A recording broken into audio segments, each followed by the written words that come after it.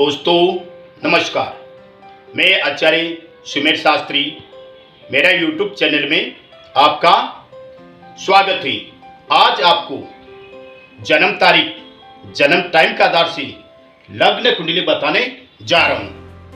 हवन द्वारा मेरे वीडियो खूब आपने देखी। आज मैं आपको रियल चीज बताऊंगा। आपकी जन्म तारीख, जन्म टाइम के अनुसार लग्न कुंडली में आपके ग्रह क्या बोलते हैं, आपका ग्रह के आधार से क्या शुभ कार्य होते हैं, क्या अशुभ कार्य होते हैं। क्या आपको मालूम है, एक ही राशि वाले व्यक्ति, कोई अरबपति है, खरबपति है, कोई गरीब है, कोई भिखारी है, ऐसा क्यों होता है? वो सभी लग्न कुंडली में जो आपके ग्रह हैं, ग्रह के आधार से होता है। जो व्यक्ति इंटेलिजेंट होता है, होशियार होता है, वो अपना टाइम टू टाइम लग्न कुंडली को चेक ज्योतिष से करवाता है, ताकि उसको मालूम है मेरे ग्रह के आधार से मैं मेहनत करता हूँ, मैं पीछे तो नहीं रहता हूँ, मेरा कारोबार क्यों डाउन चल रहा है, मैं क्यों डाउन चल रहा हूँ, मेरे घर में अशांति क्यों है, मेरे दुश्मन पीछे क्यों पड़ गए हैं। ये सभी वो अलर्ट हो जाता है और उसको मालूम पड़ जाता है कि मेरे जन्माक्षर या लग्न कुंडली में कुछ न कुछ खोट है। तो आपको भी मेरे मित्र, मेरे व्यू के लिए आज मैं स्पेशल लग्न कुंडली के बारे में बताने जा रहा हूं, ताकि ग्रह के आधार से आप कभी पीछे नहीं रहे, आपका कारोबार बरोबर चले, आपके ऊपर कोई प्रॉब्लम नहीं आवे और आपके ऊपर कोई हमला नहीं करे, आपका धंधा नहीं बांधे और ग्रह के आधार पर आप चिंता में नहीं डूबे और आप हमेशा खुश रहो, आगे बढ़ो। वो आज मैं लग्न कुंडली के आधार से बताने जा रहा हूं। सबसे पहले आपको अपनी रियल जन्म तारीख, रियल जन्म टाइम और रियल जन्म स्थान, ये तीन चीज मालूम होना चाहिए, तभी हमारी कुंडली क्लियर बनेगी, शुद्ध बनेगी, राइट बनेगी। और राइट बनेगी तो उसका जजमेंट भी राइट मिलेगा आपको। अगर हमारी जन्म तारीख, जन्म टाइम बरोबर नहीं है तो हमारी लग्न कुंडली बरोबर नहीं बनेगी, उसका जजमेंट भी बरोबर नहीं आएगा। तो सबसे पहले हमको जन्म तारीख, जन्म टाइम, जन्म स्थान हमारा रियल होना चाहिए। अब देखो, एग्जाम्पल के तौर पे मैं बताने जा रहा हूं। ये मेरी एक कुंडली बनी है। इस कुंडली में सबसे पहले आपको ध्यान देना है, जहां च लिखा हुआ होता है, च यानी चंद्र, वो हमारी राशि मानी जाती है। तो च 2 नंबर पे है, तो दूसरी नंबर राशि वृषभ। तो ये कुंडली वृषभ राशि वाले के बंदे व्यक्ति के लिए ये बनाई गई है। अब इसमें ल आता, ल का अर्थ होता लग्न। तो इसके वृषभ राशि के व्यक्ति का लग्न 5 नंबर सी है। लग्न कौन सा है? सी है। तो ये सी लग्न की कुंडली है। तो आपको जन्माक्षर में च और ल का ज्ञान होना चाहिए। च यानी चंद्र, जहां चंद्र होता है वो हमारी राशि होती है, और ल यानी लग्न, जहां लग्न जिस नंबर पे बैठा है वो हमारा लग्न होता है। अब आपको इसके बारे में विस्तार से बताने जा रहा हूं। हर व्यक्ति का जन्म कोई न कोई नक्षत्र में होता है।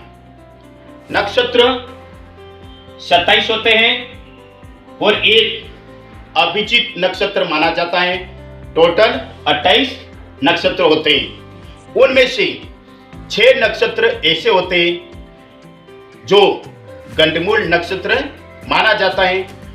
28 नक्षत्र में से 6 नक्षत्र में से अगर हमारा जन्म होता है तो वो नक्षत्र हमारे लिए घातक है, हमारे लिए नुकसानदायक है। उस नक्षत्र की पूजा करवाना हमारे लिए लाभदायक होगा।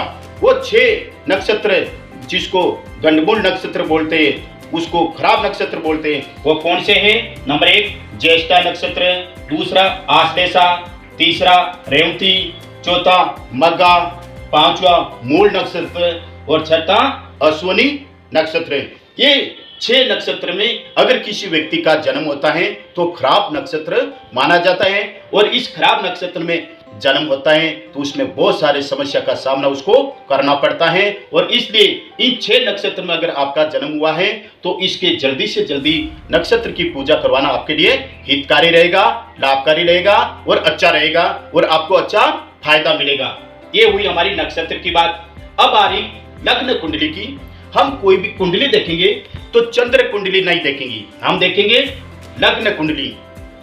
तो लग्न कुंडली देखने में इसमें बहुत सारे योग बनते हैं, अच्छे भी योग बनते हैं, खराब भी योग बनते हैं। क्योंकि कोई भी व्यक्ति जन्म से अमीर नहीं होता है, वो अपने घरों के आधार से और अपने कर्मों के आधार से अमीर बनता है। अब आपकी ये लग्न कुंडली के बारे में बताने जा रहा हूं। लग्न कुंडली में, ये लग्न कुंडली में सबसे पहले च और ल मैंने बता दिया है। अब आप देखिए इसमें चौथा घर में 1 2 3 4 चौथा घर में शनि बैठा है। तो अगर 1st 4th 7 8 12 लग्न कुंडली में शनि नहीं होना चाहिए। पहला घर, चौथा घर, 7वां घर, 8वां घर और 12वां घर में शनि नहीं होना चाहिए। उसके बाद में ये 7वां घर 1 2 3 4 5 6 7वां घर, 7वां घर होता है लग्न कुंडली में पति पत्नी का घर होता है। उसमें मंगल है, मंगल ग्रह बैठा है तो ये मांगलिक कुंडली माना जाता है। तो ये वृषभ राशि की कुंडली है। उस व्यक्ति को लग्न में रुकावट आएगा या फिर सगाई होगी, टूट जाएगी, मैरिज होगा, शादी होगी तो उसके टूटने का संभावना रहती है। तो उसमें हमको मंगल की पूजा करवा लेनी चाहिए ताकि उसकी सगाई में प्रॉब्लम नहीं आवे, उसकी सगाई मैरिज हो जाए तो टूटने का योग नहीं बने और उसको ससुराल पक्ष अच्छा मिले। उसके बाद में ये 8वां घर में सूर्य और केतु है। सूर्य और केतु आता है तो ये वृषभ वाले राशि को ग्रहण योग हो गया। ग्रहण योग भी घातक बनता है क्योंकि जो भी हम कार्य करते हैं उसमें बाधा उत्पन्न करवाते हैं। तो ये ग्रहण योग भी नहीं होना चाहिए। अगर ग्रहण योग है, सूर्य और केतु साथ में आते हैं तो ग्रहण योग होता है, तो उसकी भी आपको पूजा करके इस ग्रहण योग का निवारण करवा लेना चाहिए ताकि जो भी आप मेहनत करते हो तो आपको सफलता मिले और आपके सफलता में कोई रुकावट पैदा नहीं हुई। उसके बाद में बुध के साथ चंद्र है, ये सबसे अच्छा योग बन रहा है। मैंने आपको पहले क्या बताया, लग्न कुंडली में अच्छे योग भी बनेंगे, बुरे योग भी बनेंगे, आपको घबराना नहीं है। बुरे योग बनते हैं तो उसमें उसका पूजा पाठ विधि हो जाती है और उस बुरे योग का हम निवारण कर देते हैं। और ये बुध के साथ चंद्र है, बुध के साथ चंद्र ग्रह है तो राजयोग बनता है, राजयोग बनता है। यानी उसमें वृषभ राशि के व्यक्ति को उच्च शिक्षा का योग बनेगा और उसमें राजनीति में जाने का उसका रास्ता खुल जाएगा और सरकारी जॉब मिलेगा, सरकारी उसको नौकरी मिलेगी। क्योंकि चंद्र और बुध साथ में हो तो राजयोग बनता है। और उसके बाद में ये आपको मैंने पहले बता दिया 7वां घर में मंगल है तो ये कुंडली कैसी हो गई, मांगलिक कुंडली हो गई। 7वां घर में मंगल नहीं आना चाहिए। पहला, चौथा, 7वां, 8वां और 12वां घर में मंगल हो तो मांगलिक कुंडली माना जाता है। अब इसके अलावा भी हमको और भी ज्ञान करना है कुंडली में। अगर राहु और केतु के एक तरफ ये शनि भी इधर हो जाता, मंगल भी इधर हो जाता और इसमें पूरे ग्रह खाली हो जाते हैं तो ये संपूर्ण रूप से कालसर्प योग बनता है। परंतु इस कुंडली में कालसर्प योग नहीं है। वो आपको मैंने इसलिए बताया कि आपको कुंडली का नॉलेज होना चाहिए। राहु और केतु के बीच में ये पूरे के पूरे ग्रह या ये घर खाली होते हैं तो कालसर्प योग माना जाता है। या एक साथ 5 या 6 ग्रह, कोई भी ग्रह में एक साथ 5 ग्रह आ जाते हैं तो भी कालसर्प योग माना जाता है। अब ये दूसरा भी हम अनुभव कर लेते हैं। अगर कुंडली में मंगल और चंद्र साथ में हो तो महालक्ष्मी योग बनता है, उसका बहुत ही अच्छा योग बनता है। जैसे ये चंद्र है, चंद्र के साथ अगर यहाँ पर मंगल आ जाता तो महालक्ष्मी योग माना जाता है। अगर गुरु ग्रह के साथ चंद्र ग्रह आता है, ये गुरु ग्रह अगर यहाँ चंद्र ग्रह होता तो गज केसरी योग बनता है।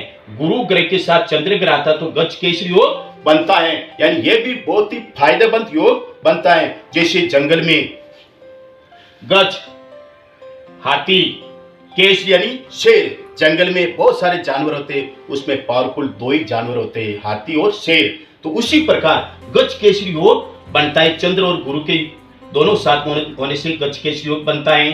अब शनि के साथ चंद्र आते हैं तो विष योग बनता है। शनि के साथ गुरु ग्रह आते हैं तो पितृदोष माना जाता है। शनि ग्रह के साथ या राहु हो या केतु हो तो श्रापित दोष बनता है। और गुरु ग्रह के साथ राहु या केतु हो तो चंडाल योग बनता है। अगर आपके लग्न कुंडली में पहला घर, चौथा घर, सातवां घर, आठवां घर, 12वां घर, पहला, चौथा, सातवां, आठवां, 12वां घर में मंगल आता है तो वो मांगलिक दोष माना जाता है। यह आपको आप लग्न कुंडली के बारे में मैं आपको ज्ञान करवाया हूं।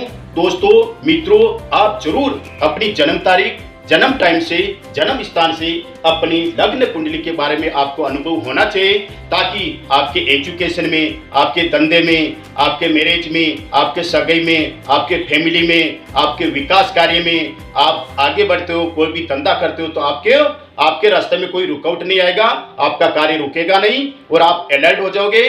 अगर कोई ग्रह आपके किसी भी प्रोग्रेस में बाधा पहुंचाता है तो ज्योतिष की सलाह लेके उस ग्रह का निवारण करवा लीजिए। मैं दावे के साथ कहता हूं, अगर आपका ग्रह पावरफुल हो गया तो आप खुद पावरफुल हो जाओगे, आप दुनिया में नाम करोगे, आप आगे बढ़ोगे, आप कभी भी चिंता में नहीं रहोगे।